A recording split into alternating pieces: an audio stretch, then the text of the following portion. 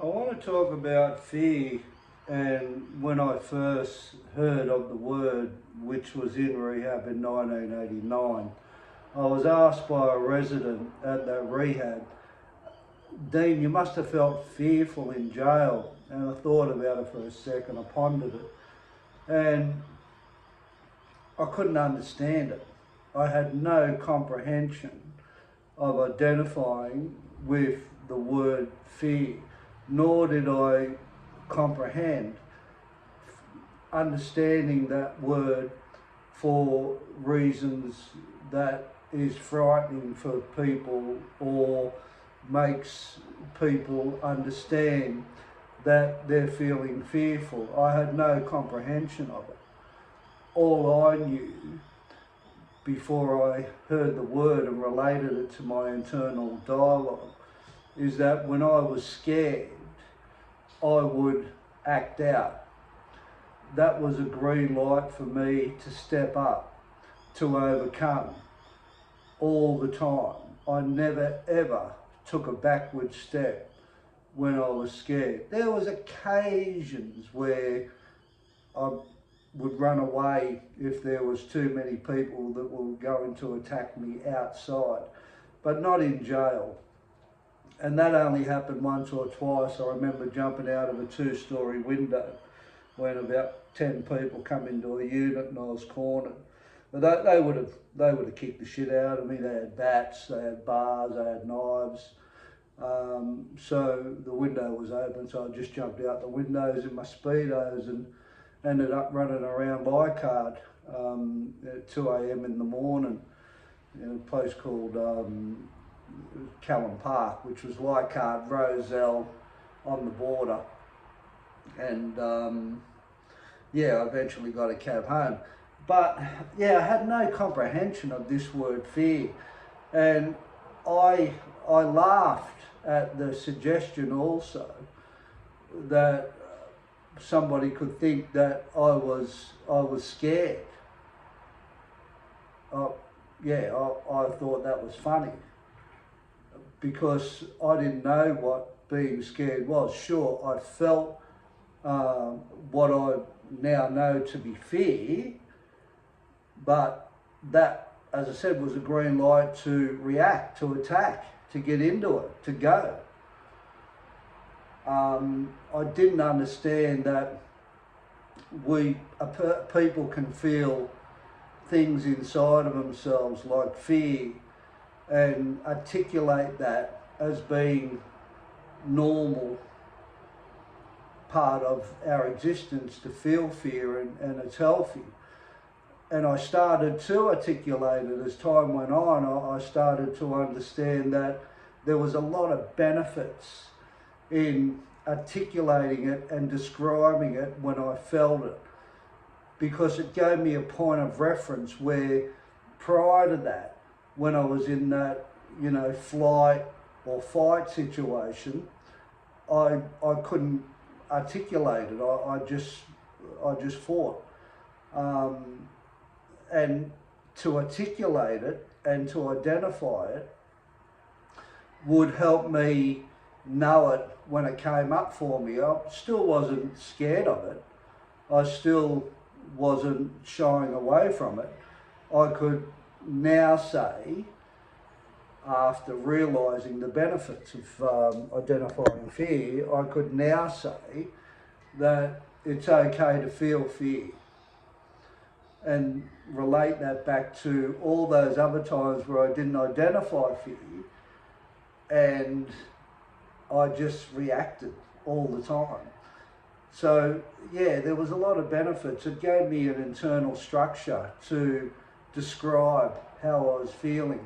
And I found it really important to describe how I was feeling because I got to know who I was from that description. I could say, yeah, I'm feeling fear, or I'm feeling scared, or I'm feeling lonely, or I'm feeling insecure, or scared, or any other feeling that I describe, anger, frustration. By describing feelings, it taught me who I was internally. and that helped me know thyself. And the more I know myself, the more I can understand my feelings, and the more I could understand my feelings, the more I learnt to be okay with those feelings, like not to use those feelings because I'm feeling scared or other emotions or fear, not to limit myself because of it. Just because I feel a feeling, that's really still a green light to move beyond. As I said, all it did for me was structured the person I became through an identification of describing my feelings that I couldn't once describe. And by doing that, I could talk about my fears, I could talk about my anger, I could talk about my frustrations and any other inadequacies and loneliness and any other feeling that came up. And when I talked about my feelings that I learned to describe, I started feeling better. Instead of reacting to fear and fighting, I didn't have to do that anymore. I just had to talk about what I was fearful of. And that made my fear minimal. It helped me by talking. It soothed me. It brought my blood pressure down. It made me feel more relaxed after a period of time of talking. And if it didn't do that straight away, when I was fearful of something, and I realised also I was fearful of everything. So I was always talking about fear. But the more I talked about all these things I was scared of, the better my life was internally, the more I was okay. I was fearful of relationships, I was fearful of rejection, I was fearful of failing, I was fearful of violence, I was fearful of what people thought of me, I was fearful of failing in life, fearful of not knowing what's going to happen. I was fearful of many things, and I realised fear was the basis of my struggles in life, because it was the way I used to cope with my fear that was destructive. I used to get angry when I got fearful. I used to get frustrated when I got fearful. I used to get reactive to other people and blame people for my fear when I felt it in the past. And that wasn't a good way to deal with it, I was just externalising it instead of saying, I feel scared, or I feel worried, or I feel inadequate, or I feel unsure, or I feel fear, or I feel scared. And having that courage to talk about that feeling of fear in a way where you use I messages instead of externalizing it to the whole wide world. And the more I did that, the more I got that fear out of my body. It was like my voice became a valve for the identification and the description of my feelings that I couldn't once describe.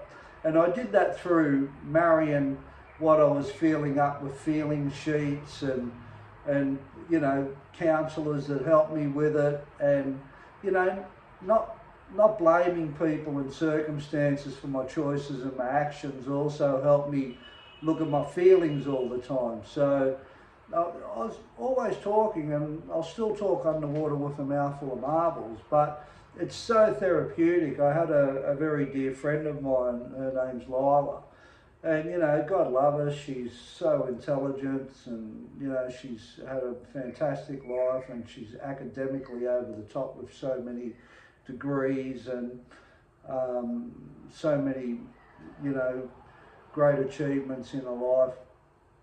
And she said, Dean, we're all busy inside. And it was that busyness, and I agree, like what we show out to the world has got not much of a reflection on what's always going on in our thoughts and feelings internally every single day. And like, because of that, there's a lot of stuff that's happening with our internal stuff that needs to be expressed and described. And as I said, it's the way you deal with these fears in your life, you know, like the more you can define your fears and your worries, or more so fear, I think, the more you've got to talk about that instead of just sitting with thoughts and feelings all the time. Like, you know, we go to our head because we don't soothe the soul, we don't soothe the heart. Like, you talk a lot about your feelings and your thoughts too, you know, that's important. But if you can get in touch with your feelings and describe them and define them and articulate your feelings, that's more the soul. And when that's out of your system, it really helps that dialogue in the head. It slows it down somewhat. Well, it did for me. And, you know, because, you know, like Lila said, we're all busy in there. And fear's a massive thing in there. So the more you can identify fear and the more you can talk about your fear, it might be fear of stairs, it might be fears of elevators. Don't ever think it's silly what you're fearful of, because it's not. Your fear is real to you. And that's really important to remember, because people sometimes don't want to talk about their fears or worries because they think it's silly, or they minimize these fears and they think that people are going to think they're stupid. Don't buy into that. The more you can have the confidence and the courage to talk about your fears, the better your life will be. I'll guarantee it. Because it's your soul, it's who you are, it's truth. And that's the other thing. When you get in touch with your truth soul, that's the authentic you, and that's really, really, really, really important. So identify your fears as much as you can. Articulate your fears with your feelings. Describe your feelings, and a lot of that stuff will be fear-based. Talk about those fears as much as you can. Don't minimize fear. Get out of what you worry about, what other people think of your fears, because those little fears you have, they need to be shifted. They so need to be shifted. And if they're not shifted, they're not going to go anywhere.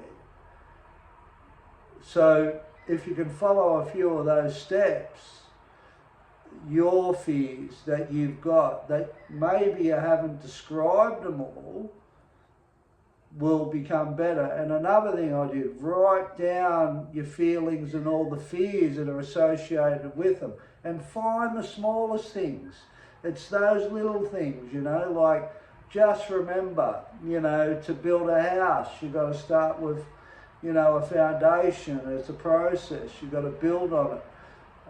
You know, to build a car, you know, there's many little components, computer chips and many other little components in a car that is needed for that car to be functional. Without those little components, that car is not functional. When you get on a plane, there is millions and millions of small components that's needed to fly that plane.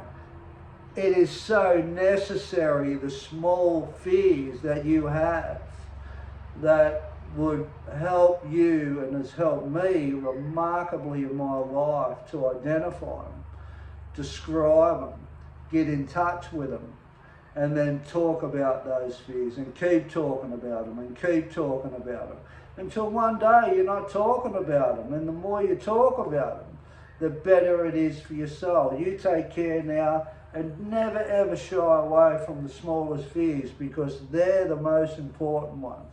Look after yourself.